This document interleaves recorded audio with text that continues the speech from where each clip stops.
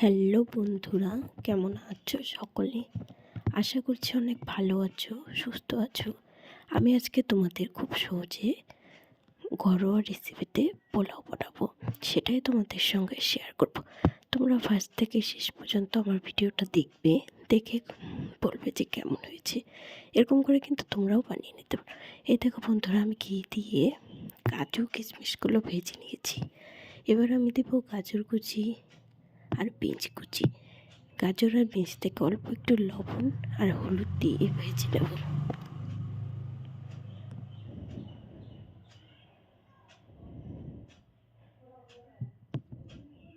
বন্ধুরা, তোমরাও কিন্তু এভাবে ঘরোয়া পদ্ধতিতে পোলাও রেসিপি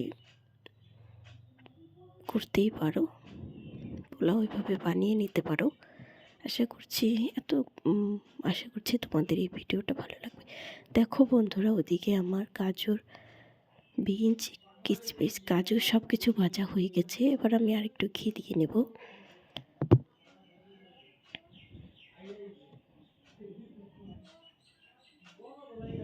এই যে দেখতে পাচ্ছ বন্ধুরা, আমি ঘি দিয়ে দারচিনি আর তেজপাতা দিয়ে দিয়েছি। এখন এখানে আমি দেবো কাঁচা লঙ্কা বাটা, আদা বাটা দিয়ে অল্প একটু কষিয়ে নেব। দেখতে পাচ্ছ বন্ধুরা, আমি কাঁচা লঙ্কা আর আদাটা কষিয়ে নিচ্ছি। এবার দিয়ে দেবো চাল, যেটা আমি আধ ঘন্টা আগে ভিজিয়ে রেখেছিলাম। তোমরা গোবিন্দভোগ চাল কিংবা আতপ চাল নিতে পারো। এখানে আমি আতপ চাল আর গোবিন্দভোগ চাল দুটো মিশিয়ে নিয়েছি। এখানে এখন অল্প একটু লবণ আর কালার হওয়ার জন্য অল্প একটু হলুদ দিয়ে নেব।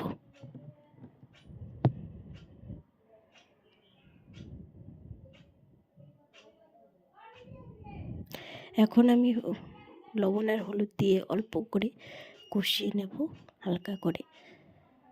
হালকা একটু ভেজে আমি ঢেকে দেব।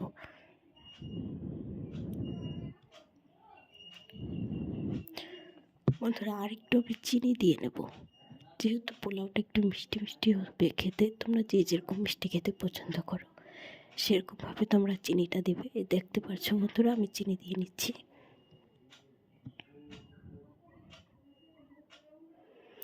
এবার আরেকটু কষিয়ে নেব, আরেকটু কষিয়ে আমি জল দিয়ে নেব।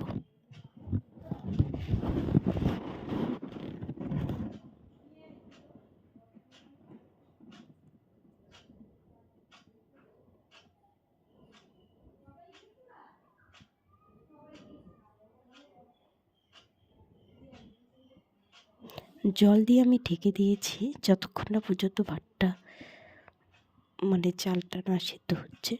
তো দেখতে পাচ্ছ আমার চালটা প্রায় সেদ্ধ হয়ে গেছে। এখন আমি যেগুলো ভেজে রেখেছিলাম গাজর, বিনস, কাজু, কিশমিশ সব কিছু দিয়ে নেব।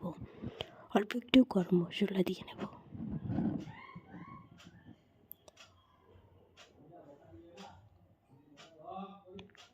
এবং এখন আমি হালকা একটু নাড়াচাড়া করে আমি ঢেকে কিছুক্ষণের জন্য রেখে দেব।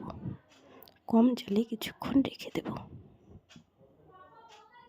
দেখতে পাচ্ছ বন্ধুরা, আমার পোলাওটা কেমন হয়েছে। এখন আমি কিছুক্ষণের জন্য ঢেকে রেখে দেব।